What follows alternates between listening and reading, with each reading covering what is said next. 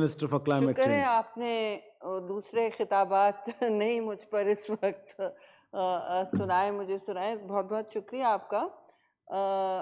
ये एक बहुत ही हमारे लिए और आपके लिए, सारे चेयरमैन सेनेट, फॉर्मर चेयरमैन यहाँ बैठे हैं, मौजूद हैं, मुअज़्ज़ज़ अराकीन, यहाँ पे डिप्लोमैट्स और मीडिया गैलरीज़ और दूसरे दोस्त जो मौजूद हैं, सबको तहे दिल से मैं मुबारकबाद पेश करती हूँ। पर ये जो गोल्डन जुबली है हम सब के लिए एक बाइस फ़ख्र है और आप सब सताइश के मुस्तहिक़ हैं कि आपने इतनी पुरवकार तकरीब इस वक्त 3 दिन की इसका इनेकाद किया। तो इसके लिए कॉम्प्लीमेंट्स टू यू चेयरमैन साहब and your secretariat. I am going to be brief and I know you're going to laugh at it because I say this every time and we then have an altercation about what actually brevity is. But anyway, thank you very much for this opportunity. It has been a momentous day to hear former senators, parliamentarians more distinguished than us speak here, and to hear ambassadors and other friends speak to us about the value, the virtue, and the importance of democracy, the power of a parliamentary distinguishment, and also of the Senate, which holds such value as an upholder of the country's federal aspirations. Now, the country's federal aspirations mean the provinces and everyone from the provinces. We all know about the history of the Senate. इसकी तारीख़ का हमें सबको मालूम है क्यों है, और मैं फ़ख्र से कहूँगी कि मैं उस पार्टी से ताल्लुक़ है मेरा जो खालिक है इस आइन की, और ये आइन ही मुश्किल हालात में पाकिस्तान के इस्तेकाम का ज़ामिन रहा है. I am speaking in both languages so that all our friends can understand what I'm saying. The Constitution has been the very rope that has bound this country together in moments of deep crisis. And it is important for us to understand that the Senate represents all the provinces in equal proportion. So the principle of equality is ingrained in this particular house in a value and in a manner that it is not in any parliament here. So I would just want to say that while I appreciate everyone being here and the spirit of pride and some level of celebration here, these are difficult times for the country. As a member of the Federal Cabinet, I recognize that the responsibility on our shoulders is very heavy. As you can see, I've not prepared a speech. I was going to speak tomorrow, but this comes from the heart always.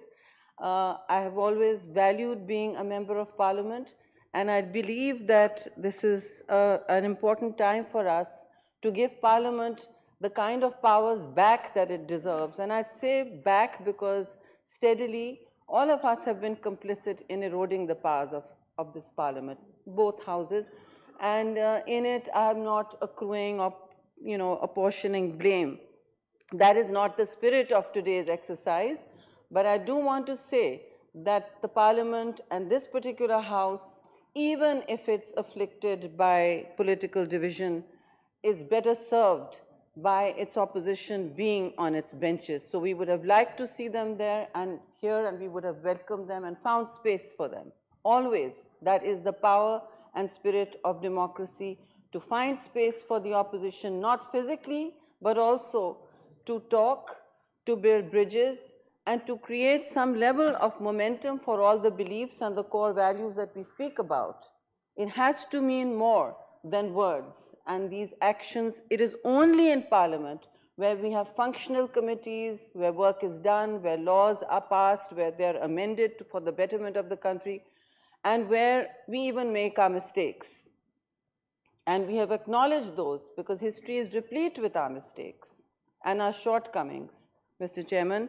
And I think nobody who has studied Pakistan's even recent past will say that Parliament has been exemplary in its behavior, but Parliament has still come a long way, and particularly the Senate, which is considered to be the repository of knowledge and service to the country. And I'm proud to say that there are many moments under many chairmen that this Senate, this House has conducted itself with honor. It is time that honor is brought back, and it is a great moment for us to be standing here in service to our country. But the best service is done by acknowledging some truth.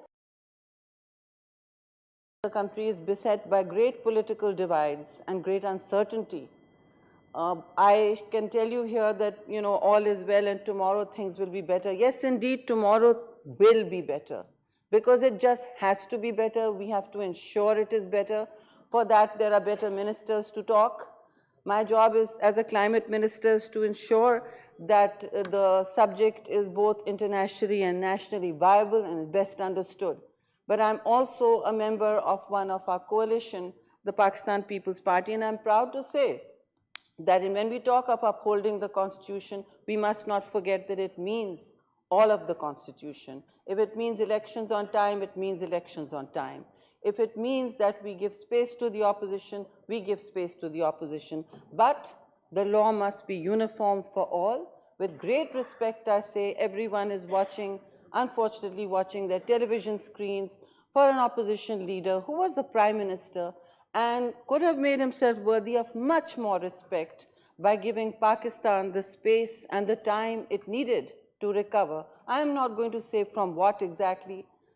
Again, I have taken responsibility, maybe undue responsibility, for many of the trials and crises that face us.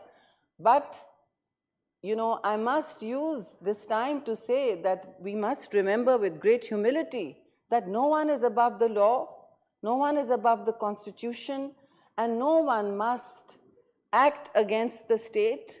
And even the courts, the superior courts, when they act in what we see as not our interests, and when we see that courts, or we feel that courts are being biased or unjust. President Zardari, to our stellar Prime Minister who made this Constitution, Shaheed Zulfikar Ali Bhutto, who said, I would rather not compromise with history, I'd rather be remembered in history than to compromise on my principles. Now those principles are bound by the Constitution of Pakistan, which he wrote and which he underwrote and held the country together. In times of crisis, it is only principles that hold a country together. I know mine is not an exciting, grandstanding speech, but it is time for us to understand that if we try to respect the law and we feel the law is flawed, then we must use Parliament to amend those laws, Mr. Chairman, not defy the laws. This is the place where laws are made. This is the place where laws are amended. This is where the power of each legislator is to be realized, not on the street in defiance of the courts, the law, or even the police. So with these words, I will once again thank you for the opportunity, and remember both my party and our coalition. I also want to just, for 1 minute, I and my mentor and leader, Shaheed Benazir Bhutto. I mentioned Mr. Zardari, who went to jail for 12 years, and the last time the police came to pick him up at Zardari House, we were instructed to give the police tea and cookies before they took him away. Faryal Talpur, who is the sister of President Zardari, and who was 12 years in jail without a conviction, was taken away midnight. I remember making a speech here by one of those armored vehicles like a terrorist. At midnight before Eid, one of our great celebrations, from hospital while she was diabetic and under treatment. And what she underwent here is not for me to say, she will say it herself at some point. But I do want to mention Shaheed Benazir Bhutto, who was my mentor and leader, who gave great respect to Parliament, who sat here almost every day, either in her chamber or oversaw what the Parliament did, what we legislated, counted numbers, took it seriously. And what a pleasure it was. I was a member of the press at that point, to see her, and her conduct in Parliament, to see the power she ascribed to it, even to the opposition, and how she reached out, either as leader of opposition or Prime Minister, because she understood the power of Parliament, which I hope is never misused, which I hope is never abused, But hope is not a plan. I've always said that, Mr. Chairman, and I think it would do us all, the country, a great service and send a very clear message to all enemies of Pakistan, to all those who see gain in Pakistan's vulnerability. I don't think Pakistan's fragility is at any point going to go worse than this. I think it will only be better, but it is for us, not as only powers that be.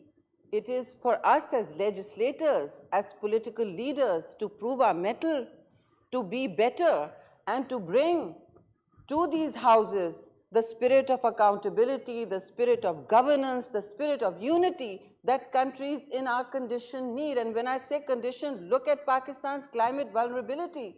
Look at the 33 million people that were impacted, who are still vulnerable. In parts of Sindh, there are still lakes and people still wondering how they will go back to their homes. That winter of discontent has even passed. And now we are faced with a summer of foreboding crisis. इख्तिसार बिल्कुल मैं आपके तंबीह से बिल्कुल agree करती हूँ और chairman कह रहे हैं इख्तिसार ज़रूरी है because हमने अपने दूसरे दोस्तों को भी सुनना है. It's wonderful to see the house with visitors inside and to be enlightened by their views as well. So thank you very much for your time. Thank you very much. Senator Sherry Rehman, kindly, Madam, if you will come forward and receive your memento.